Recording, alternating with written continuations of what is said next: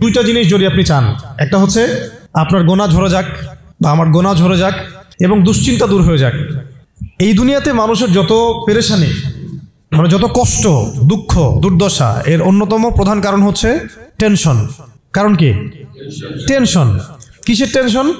রিজিকের টেনশন, চাকরির টেনশন, ব্যবসার টেনশন, আহাল পরিবারের টেনশন, স্ত্রী সন্তান, ভবিষ্যতে কি করব। দুনিয়ার টেনশনই তো বেশি, যদিও টেনশন থাকা দরকার ছিল পরকালের বেশি। তো দুনিয়ার টেনশন এবং পরকালের টেনশন সব দূর হয়ে যাবে যদি কেউ বেশি বেশি দরুদ পাঠ করে। এটা হাদিস থেকে বললাম। আর গোনা, আমল নামায় যে গোনাগুলো আছে এগুলো মিটে যাবে যদি কেউ বেশি বেশি দরুদ পাঠ করে। একজন সাহাবী রাসূল সাল্লাল্লাহু আলাইহি ওয়াসাল্লামকে বলেছিলেন, ইয়া রাসূলুল্লাহ, আমি আমার দোয়ার মধ্যে কতটুকু দরুদ পড়ব? আমি কি 4 ভাগের 1 ভাগ দরুদ পড়ব? নবীজি বলেছেন সাল্লাল্লাহু আলাইহি ওয়াসাল্লাম, তুমি পড়তে পারো, চাইলে আরো বাড়াতে পারো, বাড়ালে তোমার জন্য উত্তম। ইয়া রাসূলুল্লাহ, আমি কি তাহলে 3 ভাগের 1 ভাগ দরুদ পড়ব আর 2 ভাগ দোয়া করব? নবীজি বললেন, করতে পারো, বাড়ালে তোমার জন্য উত্তম। ইয়া রাসূলুল্লাহ, আমি কি তাহলে অর্ধেক দরুদ পড়ব আর অর্ধেক দোয়া করব? নবীজি বলছেন, বাড়ালে উত্তম, চাইলে করতে পারো। ইয়া রাসূলুল্লাহ, আমি কি তাহলে সারা আমার পুরো দোয়াটাই শুধু দরুদই পড়বো আপনার উপরে? তখন নবী সাল্লাল্লাহু আলাইহি ওয়াসাল্লাম বললেন, যদি তুমি এটা করতে পারো তাহলে তোমার কোনো গুনাহও থাকবে না, কোনো দুশ্চিন্তাও থাকবে না। তো যদি দেখেন যে দরুদ পড়তে পড়তে পড়তে দোয়ার সময় চলে গেছে, এতে আবার মানে মন খুঁতখুত করার কিছু নাই, বরং আপনি সবচেয়ে বেশি লাভবান হয়েছে। আরেকটা আমল আছে, যে আমলটা করতে থাকলে দোয়াগুলো এর মধ্যে চলে আসে এবং আপনি দোয়া করে যেটা হাসিল করবেন ওই আমল দিয়ে তার চেয়ে বেশি হাসিল করে ফেলবেন ইনশাআল্লাহ। সেটা হচ্ছে কোরআন তেলাওয়াত করা। কোরআন তেলাওয়াত করা, এই কয়েকটা আমল কালকে খুব খাস করে খেয়াল রাখতে হবে ইনশাআল্লাহ। জুমার রাতের তো ফজিলত আমরা জানিয়ে বললাম প্রথমে। রাত যেহেতু হয়ে গেছে, আজকে কিয়ামুল লাইল না করে কেউ ঘুমাবো না ইনশাআল্লাহ। তো আজকে আমি জাস্ট একটা সূরা নিয়ে কথা বলতে যাচ্ছি আপনাদের সাথে, শুধু একটা ছোট্ট সূরা। ইনশাআল্লাহ অন্য কোনো দিন আরও বিষয়ভিত্তিক আলোচনা হবে। এই সূরাটা হচ্ছে সূরা কাফিরুন। কোন সূরা? সূরা কাফ। সবাই জানি না সূরাটা? কিছু বিষয় আছে এই সূরার মধ্যে যেগুলো আমরা অনেকে জানি কিন্তু বুঝতে পারছি না। ওইটা বোঝানোর জন্য আমি একটু পুরাতন আলোচনা নতুন করে করার চেষ্টা করছি আর কি। তার আগে একটা ফজিলত বলি, যে সূরা কাফিরুন যে ব্যক্তি রাতের বেলা তেলাওয়াত করবে, ঘুমানোর আগে তেলাওয়াত করবে আর কি, আল্লাহ রাব্বুল আলামিন তাকে শিরকের পাপ থেকে হেফাজত করবেন। মনে রাখবেন যে জাহান্নামে যাবে সবচেয়ে বেশি মানুষ শিরকের পাপের কারণে। কোন পাপের কারণে? শিরকের পাপের কারণে। এবং শিরকের পাপ এমন পাপ যেই পাপটা আল্লাহ রাব্বুল আলামিন ক্ষমা করেন না, ওই অবস্থায় মারা গেলে ক্ষমা করেন না। কিন্তু তওবা করলে, জীবদ্দশায় তওবা করলে ইনশাআল্লাহ মাফ হতে পারে, অবশ্যই হতে পারে। কিন্তু ওই শিরকের পাপ নিয়ে কেউ যদি মারা যায়, আল্লাহ রাব্বুল আলামিন এই পাপটাকে ক্ষমা করবেন না। এটা সূরা নিসার মধ্যে অনেকবার বলা হয়েছে, ইন্নাল্লাহা লা ইয়াগফিরু আইয়ুশরাকা বিহি ওয়া ইয়াগফিরু মা দুনা যালিকা লিমান ইয়াশা। নিশ্চয় আল্লাহ রাব্বুল আলামিন শিরকের গুনাহকে মাফ করেন না, কিন্তু অন্য যে কোনো বড় গুনাহ হোক আল্লাহ পাক যাকে ইচ্ছা মাফ করতে পারেন, যাকে ইচ্ছা আল্লাহ মাফ করতে পারেন। এখন এই শিরকের পাপ থেকে বাঁচাবে কোন সূরা? সূরা কাফিরুন। রাতের বেলা তেলাওয়াত করতে হবে অন্তত একবার। রাতের আরো অনেক আমল আছে, এটা তো আপনারা জানেনই। অন্তত পক্ষে এই আমলগুলো করবেন। সূরা ফালাক, নাস, ইখলাস এগুলো পড়বেন। শেষ রাতে মোনাজাত করবেন, 2 রাকাত নফল হলেও পড়ার চেষ্টা করবেন। আল্লাহ পাক সবাইকে তৌফিক দান করেন। আর ঘুমানোর আগে সূরা বাকারার শেষের 2টা আয়াত পড়বেন বা 3টা আয়াত পড়বেন। সারা রাতের ইবাদতের নেকি হয়ে যাবে ইনশাআল্লাহ। 33 বার সুবহানাল্লাহ পড়বেন, 33 বার আলহামদুলিল্লাহ পড়বেন, 34 বার আল্লাহু আকবার পড়বেন। এছাড়াও তো আছে আল্লাহুম্মা বিইসমিকা আমুতু আহইয়া। এছাড়াও আরও অনেক দোয়া আছে, কয়েকটা বললাম। সূরা মুলক তেলাওয়াত করতে পারেন যদি সময় হয়, এবং করা উচিত, কারণ সূরা মুলকের তেলাওয়াত কবরের আযাব থেকে বাঁচাবে ইনশাআল্লাহ। এগুলো আমল করবেন। আমলটা বাড়ানোর চেষ্টা করতে হবে এই কারণে যে যার আমল বেশি তার মধ্যে নূর বেশি, আল্লাহ পাকের মারিফত বেশি, তার মধ্যে দ্বীনের ফিকিরও বেশি থাকবে এবং তার দোয়াও বেশি কবুল হবে ইনশাআল্লাহ। সে আল্লাহকে পাবে, কাছে পাবে। আমল ভালো হলে আখলাক ভালো হবে, আখলাক ভালো হলে তার দ্বারা সমাজ উপকৃত হবে। এবং আমরা খেয়াল করে দেখেছি সিরাতের কিতাবগুলোতে সাহাবায়ে কেরাম জিহাদের মাঠেও মেসওয়াক ছাড়তেন না, মানে আমলে তারা গুরুত্ব দিতেন, খুব বেশি আমলের প্রতিযোগিতা করতেন, কে কত বেশি আমল করতে পারে। একজন সাহাবী খুঁটির সাথে নিজেকে বেঁধে রাখছিলেন, যে ঘুম আসে, নামাজ পড়তে পড়তে ঘুম আসে, খুঁটির মধ্যে বেঁধে রেখেছেন নিজেকে, ঘুমে পড়ে না যান। তো পরে নবী সাল্লাল্লাহু আলাইহি ওয়াসাল্লাম বললেন যে এত মানে অতিরিক্ত কষ্ট না করতে বললেন। আল্লাহ পাক তো সবসময় তোমার ইবাদত কবুল করতে পারেন, নিজের উপর এহসান করো, নিজের শরীরের হক আদায় করো। একজন সাহাবী তো এমন আমল শুরু করেছিলেন যে স্ত্রীর প্রতি তাকানোই বন্ধ করে দিয়েছেন এক সময়, হ্যাঁ তাই না? পরে স্ত্রী এসে অভিযোগ করছে আমাকে তো আমার স্বামী দেখেই না। তখন নবী সাল্লাল্লাহু আলাইহি ওয়াসাল্লাম ডেকে বললেন যে দেখো, স্ত্রীর হক আছে তোমার উপরে, তার হক আদায় করো, সেটাও সুন্নাত, এটাও ইবাদত। তো এইভাবে সাহাবায়েরা আমলের প্রতিযোগিতা করতেন। তো আমাদেরকে আমলের মধ্যে ব্যালেন্স করতে হবে, আমলে ব্যালেন্স করতে হবে, মানে একদিকে ঝুঁকে যাওয়া না, সব আমলগুলো যেন আমার আমলের মধ্যে থাকে, এটা ব্যালেন্স করতে হবে। শুধু তসবিহ দানা নিয়ে পড়ে থাকবো, জিহাদের কথা বলবো না, এটাও আবার না। আবার শুধু জিহাদের কথাই বলবো, দিন কায়েমের কথাই বলবো, নিজের ইবাদত আমল ঠিক থাকবে না, এমনও না। মানে সবকিছু ব্যালেন্স থাকতে হবে, আকীদা, আমল, সুন্নাহর ইত্তেবা সব ব্যালেন্স থাকবে ইনশাআল্লাহ। সবচেয়ে জরুরি দুইটা বিষয় আমরা মাথায় রাখবো, একটা হলো ইবাদত, একটা হচ্ছে দিন কায়েম। একটা হলো ইবাদত, একটা হলো দিন কায়েম। ইবাদত তো ব্যক্তিগত ব্যাপার, এটা জীবনের প্রত্যেকটা ক্ষেত্রে ইবাদত থাকবে, আর দিন কায়েম করতে হবে জীবনের প্রতিটা ক্ষেত্রেই, শুধুমাত্র ব্যক্তিগত জীবনে, ইবাদত বন্দেগীর জীবনে না, আমার অর্থনীতি, ব্যবসা বাণিজ্য, আমার সংস্কৃতি, শিক্ষা এবং রাজনীতির মধ্যেও। আল্লাহ পাক তৌফিক এনায়েত করেন। তো এখন যেটা বলতে চাচ্ছিলাম যে একদিন আপনারা তো সিরাত মোটামুটি পড়েছেন, সিরাত মানে রাসূল সাল্লাল্লাহু আলাইহি ওয়াসাল্লামের জীবনী, তো মোটামুটি পড়েছেন আমি আশা করি। যদি না পড়ে থাকেন অবশ্যই পড়বেন, ঠিক আছে? প্রথমে শুরু করবেন তো কোরআন তেলাওয়াত থেকে। কোরআন তেলাওয়াত শিখতে শিখতে সিরাতটা পড়ে ফেলবেন। সিরাতটা আগে পড়া থাকলে আপনি কোরআন হাদিসের অর্থ যখন পড়তে শুরু করবেন তখন বুঝতে পারবেন যে কোন আয়াত কোন প্রেক্ষাপটে, কোন হাদিস কোন প্রেক্ষাপটে নাজিল হয়েছে। আপনার মাথায় পুরো 23 বছরের একটা ফ্রেম থাকবে, এটা খুব জরুরি। তাহলে আপনি বুঝতে পারবেন যে কিভাবে দিন প্রতিষ্ঠা করতে হবে, এবং কিভাবে নবী সাল্লাল্লাহু আলাইহি ওয়াসাল্লাম করেছেন, তার উপর দিয়ে কি অতিবাহিত হয়েছে, সাহাবীদের উপর দিয়ে কি অতিবাহিত হয়েছে, এটা আমাদের মাথায় থাকবে, এবং কোন প্রেক্ষাপটে তারা কিভাবে রিয়াক্ট করেছেন ওইটা আমাদের মাথায় থাকবে। সিরাতটা আমি পড়ার জন্য খুব বেশি জোর দেই। আরেকটা বিষয় বলতে চাই যে এই সিরাতের প্রথম যে 13 বছর, প্রথম 13 বছর এটা ছিল মাক্কি জীবন। কোন জীবন? মানে মক্কায় নবী সাল্লাল্লাহু আলাইহি ওয়াসাল্লাম দাওয়াত দিচ্ছেন। তো মক্কার পরিবেশটা কেমন? মক্কার পরিবেশটা হচ্ছে আবু জেহেলদের শাসন চলতেছে। কাদের শাসন? আবু জেহেলের শাসন চলছে, আবু লাহাবের শাসন চলছে, উতবা সাহেবা এদের কর্তৃত্ব চলছে। আবার একই সাথে নবী সাল্লাল্লাহু আলাইহি ওয়াসাল্লাম তিনিও একটা সম্ভ্রান্ত বংশ থেকে আসছেন, সম্ভ্রান্ত গোত্র থেকে, বনু হাশিম থেকে। তো তার গোত্রের মর্যাদা অনেক বেশি, ঠিক আছে? আর এদিকে বনু মাখজুম, বনু এই তাইম, বনু তাই, বনু আদি, আরও অনেক গোত্র আছে। তো তারাও কিন্তু মোটামুটি প্রভাবশালী।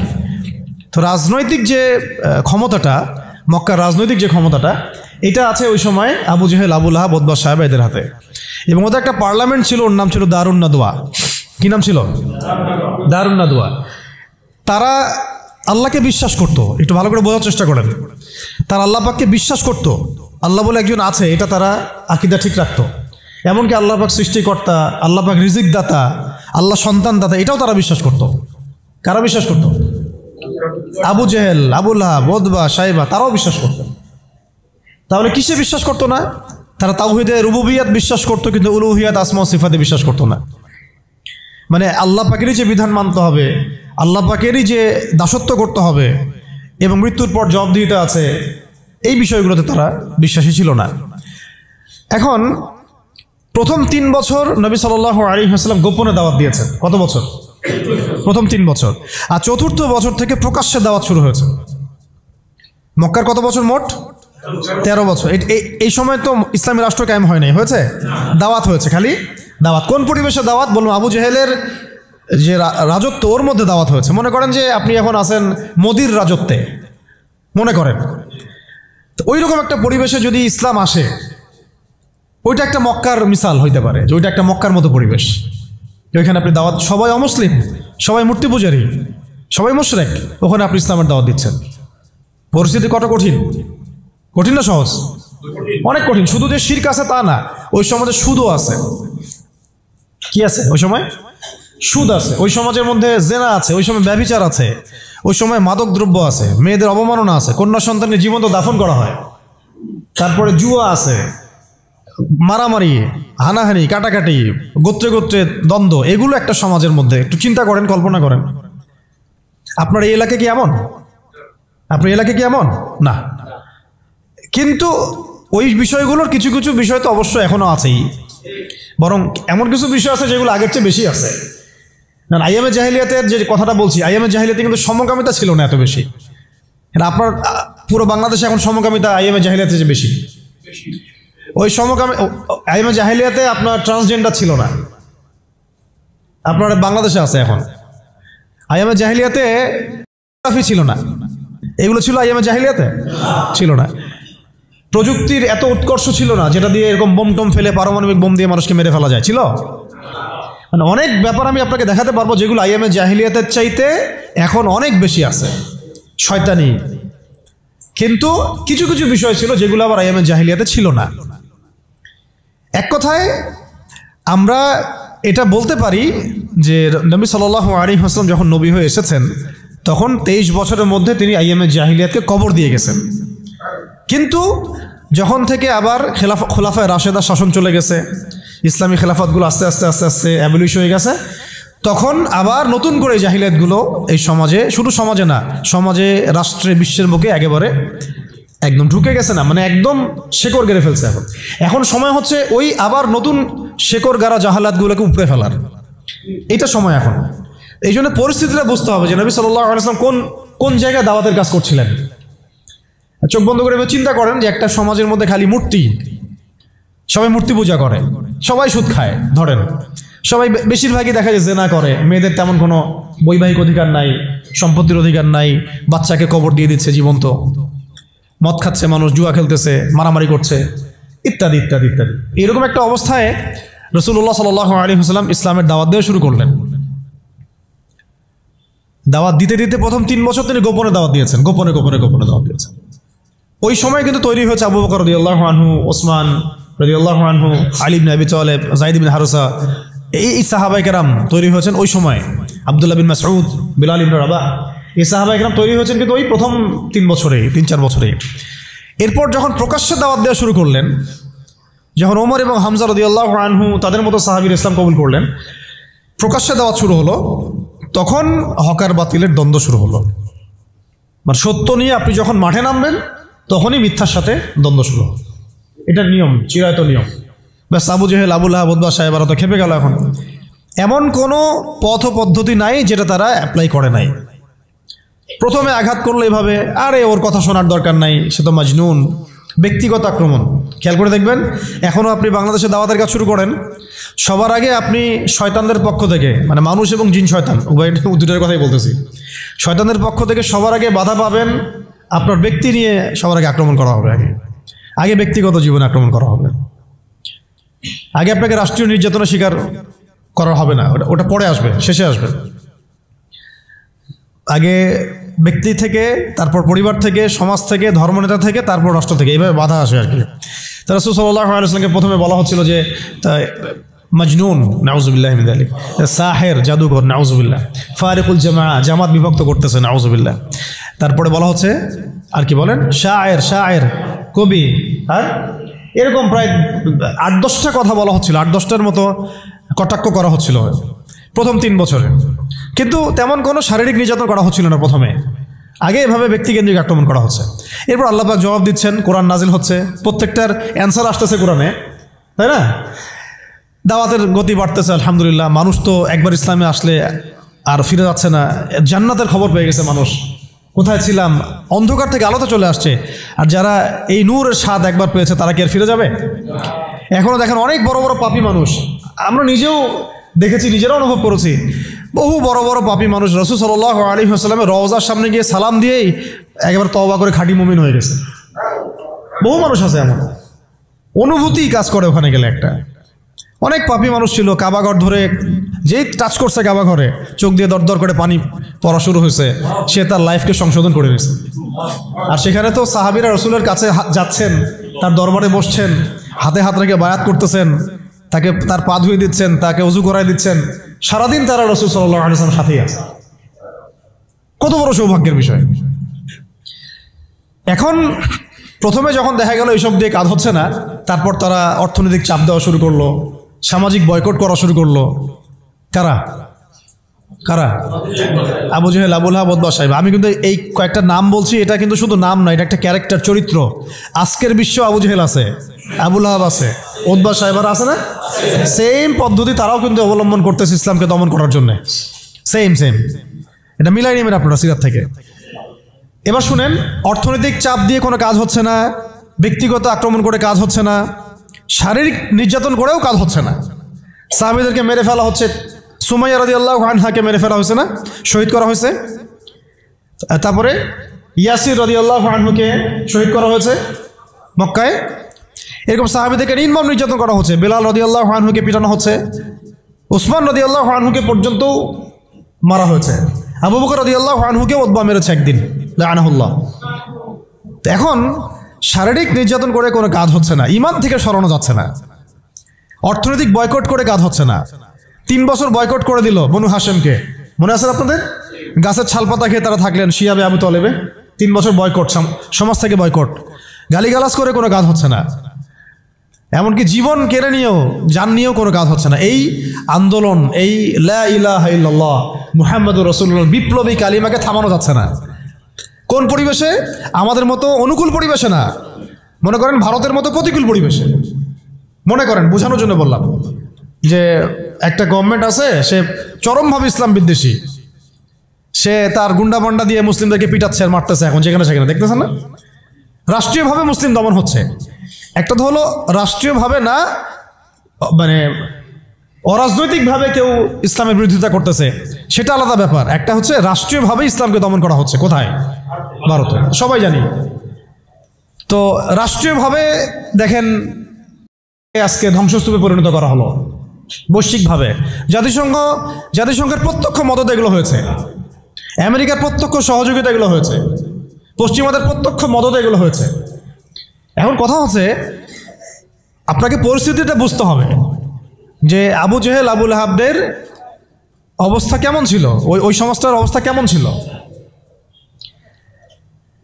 প্রতিকূল পরিবেশে দাওয়াতের কাজ করা হচ্ছে, তারা একটার পর একটা অস্ত্র প্রয়োগ করছে, কিন্তু কোনো অবস্থাতেই মুসলমানদেরকে থামানো যাচ্ছে না। তাদের সংখ্যা কি বাড়ছে না কমছে? মুসলিমদের সংখ্যা বাড়ছে না কমছে? আবার বলেন, মুসলিমদের সংখ্যা কি বাড়ছে না কমছে? বাড়ছে আর বাড়ছে আর বাড়ছে, দিন দিন বাড়ছে। কত নির্যাতন হচ্ছে, শারীরিকভাবে মারা হচ্ছে, অর্থনৈতিক নিষেধাজ্ঞা দেওয়া হচ্ছে, সমাজ থেকে বয়কট করা হচ্ছে, তারপর সম্পত্তি থেকে বঞ্চিত করা হচ্ছে, বাবা ছেলেকে তাড়াই দিচ্ছে, মা ছেলেকে তাড়াই দিচ্ছে। কি একটা অবস্থা! অবস্থা কি ভাবতে পারছেন কেমন জটিল অবস্থা? এত কিছু করেও যখন কোনো কাজ হলো না, তখন Abu Jahl, Abu Lahab, Utba, সাইবারা একটা নতুন ফর্মুলা নিয়ে আসলো। এখন তারা নতুন একটা ফর্মুলা নিয়ে আসছে। এই ফর্মুলাটার নাম হচ্ছে আপোষকামিতা বা সন্ধি করা। এটার নাম কি? আপনারা খেয়াল করে দেখবেন, আমি একটু বলে নেই 1 মিনিট। ওই আইয়ামে জাহিলিয়াতে যে জাহালাতগুলো আপনি দেখছেন, শিরকের জাহালাত, সুদের জাহালাত, রিবা, তারপরে মাদক, তারপরে জেনা, ব্যভিচার, গোত্রীয় হানাহানি, সব আপনি এখনকার বিশ্বে দেখতে পারবেন। এবং ওই দারুন নাদওয়া যেটা ছিল কাফেরদের পার্লামেন্ট, এটার মতো করে কাজ করতেছে এখন সারা বিশ্বে জাতিসংঘ। ইউরিদুনা, তারা কি চায়? আল্লাহ পাক বলেছেন ইউরিদুনা লিইউতফিউ নূর আল্লাহ। তারা চায় আল্লাহ পাকের নূর, মানে আল্লাহর যে আলো, মানে ইসলাম, এই দ্বীন ইসলাম, এটাকে মুখের ফুৎকারে নিভাই ফেলতে চায় তারা। কিন্তু আল্লাহ পাক বলেছেন ওয়াল্লাহু ইউতিম্মু নূরাহ, কিন্তু আল্লাহ পাক তার নূরকে প্রজ্বলিত করবেন। ওয়ালাউ কারিহাল কাফিরুন ওয়া ফি আয়াতিন উখরা ওয়ালাউ কারিহাল মুশরিকুন। সূরা তাওবায় আছে, সূরা সফে আছে। এক জায়গায় বলা হচ্ছে যদিও কাফেররা এটা পছন্দ করবে না, আর একবার বলা হচ্ছে মুশরিকরা এটা পছন্দ করবে না। ওদের এজেন্ডা এটা স্পষ্ট। এই same agenda Abu Jahl, Abu Lahab, Utba, সাইবারও ছিল, কিন্তু তারাও কিন্তু পারে নাই। পারছে? এত কিছু করেও তারা পারে নাই।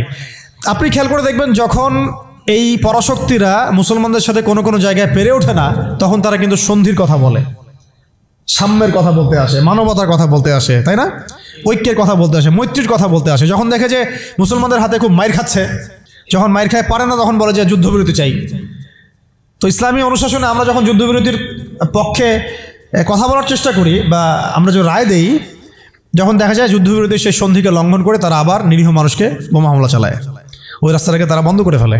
এটা মুনাফিকি করে তারা, প্রতারণা। আবার যখন আফগানিস্তানে তারা মাইর খাইছে 20 বছর 40 বছর, তখন এসে আবার কিন্তু লেজ ঘুরায় ঠিকই পালাইছে। মানে আমি একটা ক্যারেক্টার বললাম ওদের।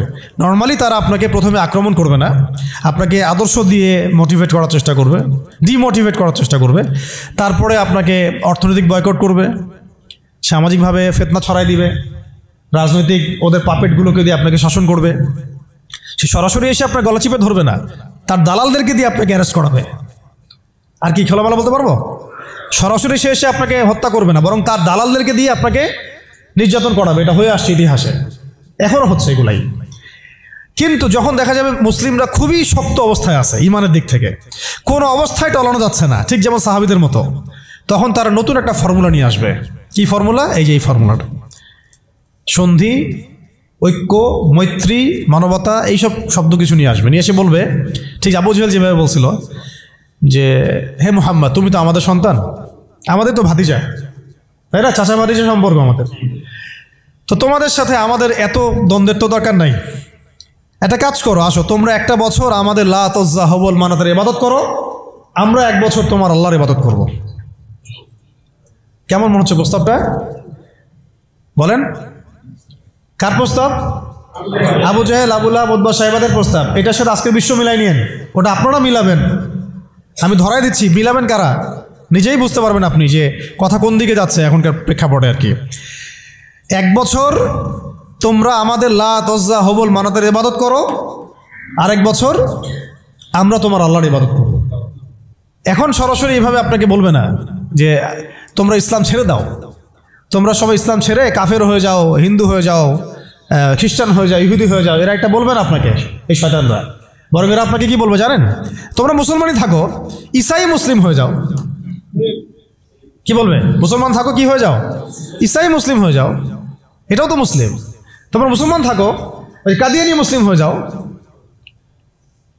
কি মুসলিম হয়ে যাও? ওটা ওই যে খাচ্ছেন আপনারা, এটা এই তো জাহালাত, সব কাদিয়ানি তো। এগুলো এগুলো এগুলো এগুলো এগুলো না খাওয়া সওয়াবের কাজ।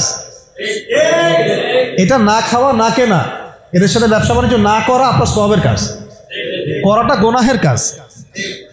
এই ফতোয়াটা কি আমাদের ওস্তাদরা দিতে পারবেন না? এটা আমি কি ভুল ফতোয়া দিয়েছি?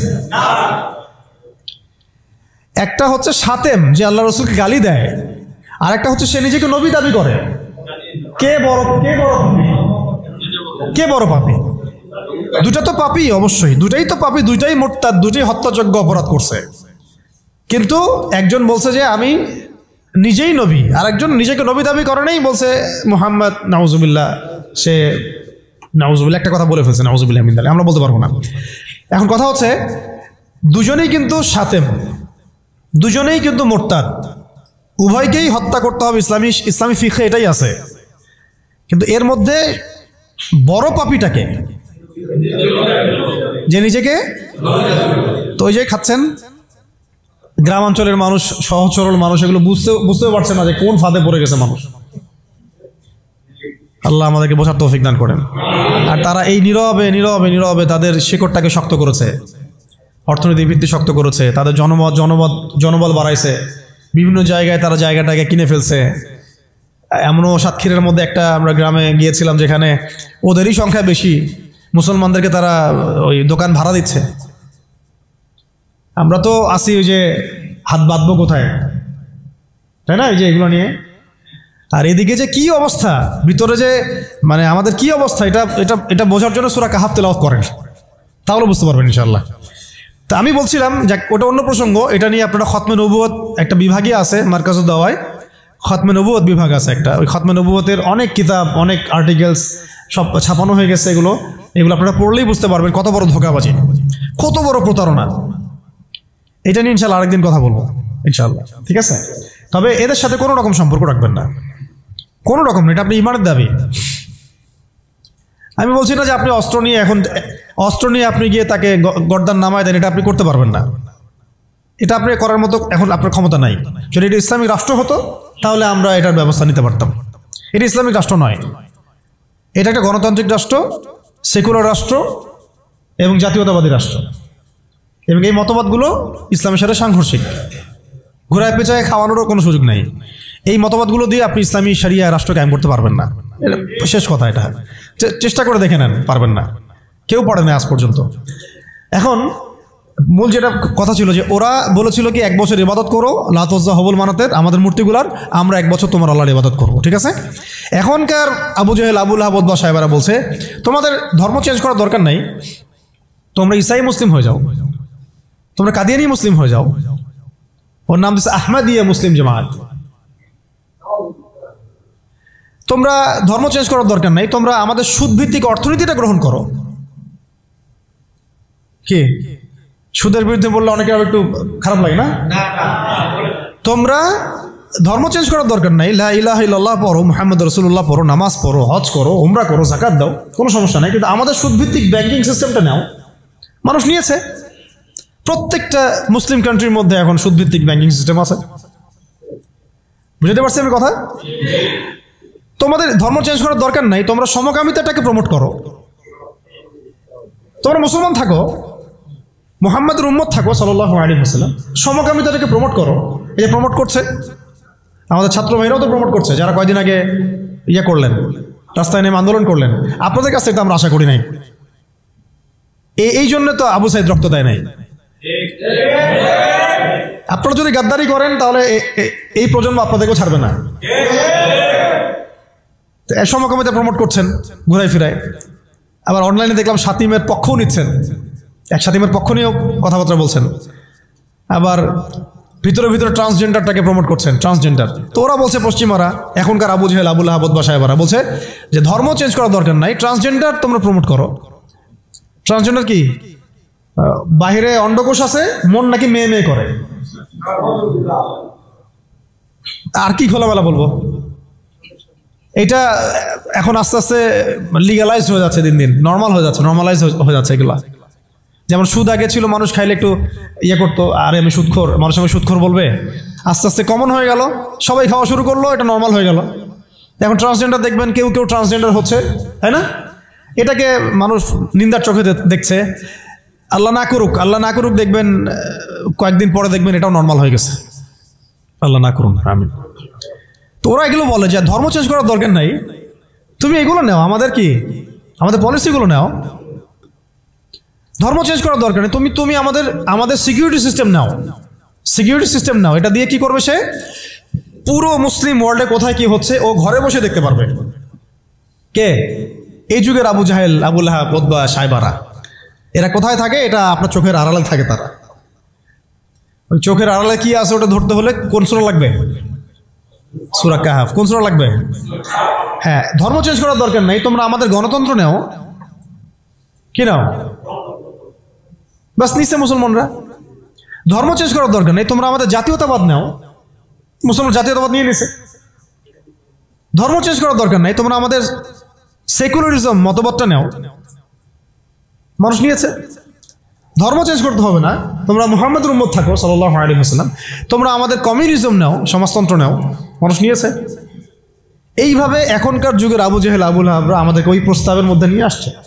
আমরা ওই সময় তো সাহাবায়ে কেরাম জবাব দেওয়ার আগে আল্লাহ পাক জবাব দিয়ে দিয়েছেন, আর সেই জবাব তো কোরআনে মৌজুদ আছে। আমরা এই যুগের আবু জেহেল, আবু লাহাবদেরকে ওই জবাবটা দিতে পারি নাই, যে জবাবটা আল্লাহ পাক কোরআনে দিয়েছেন। আল্লাহ পাক কি বলেছেন এই প্রস্তাবের পরে? আল্লাহ পাক বলেছেন, কুল, হে নবী আপনি বলেন, ইয়া আইয়ুহাল কাফিরুন, হে কাফেররা শুনো ভালো করে, লা আ'বুদু মা তা'বুদুন, আমি তার ইবাদত করি না যার ইবাদত তোমরা করো। আমি তার ইবাদত করি না যার ইবাদত তোমরা করো। ওয়ালা আনতুম আবিদুন মা আ'বুদ, তোমরা তার ইবাদতকারী নও যার ইবাদত আমি করি। ওয়ালা আনা আবিদুন মা আবাদতুম, এবং আমি তার ইবাদতকারী নই যার ইবাদত তোমরা করো। ওয়ালা আনতুম আবিদুনা মা আ'বুদ, এবং তোমরাও তার ইবাদতকারী হবে না যার ইবাদতকারী আমি। এখানে আয়াতকে রিপিট করা হয় নাই, বরং এটাকে একটাতে আপনার বর্তমান কালকে বোঝানো হয়েছে, একটাকে ভবিষ্যৎ বোঝানো হয়েছে। কিয়ামত পর্যন্ত মুসলমান মন্দিরে যাবে না, আর মন্দিরে যে যায় লোক সে এই মসজিদ আসবে না। আসলে ধর্ম চেঞ্জ করে আসতে হবে। লাকুম দীনুকুম ওয়ালিয়া দীন, তোমাদের দিন তোমাদের জন্য, আমার দিন আমার জন্য। তো এই জবটা আমরা এখনকার বিশ্বকে দিতে পারি নাই। ভালো করে খেয়াল করে দেখছেন? এভাবে সূরাগুলোকে মিলাতে হবে। ওরা এখন আপনাকে বলছে না সরাসরি যে আপনি ধর্ম চেঞ্জ করেন, আপনি অমুসলিম হয়ে যান, কাফের হয়ে যান, মোরতাদ হয়ে যান, এগুলো তারা বলবে না। তারা বরং বলবে আপনাকে আমাদের সুদটা নাও, আমাদের সংস্কৃতি নাও, আমাদের শিক্ষা ব্যবস্থা নাও, আমাদের রাজনৈতিক সিস্টেমগুলো নাও, আমাদের গণতন্ত্র নাও, আমাদের ধর্মনিরপেক্ষতাবাদ নাও।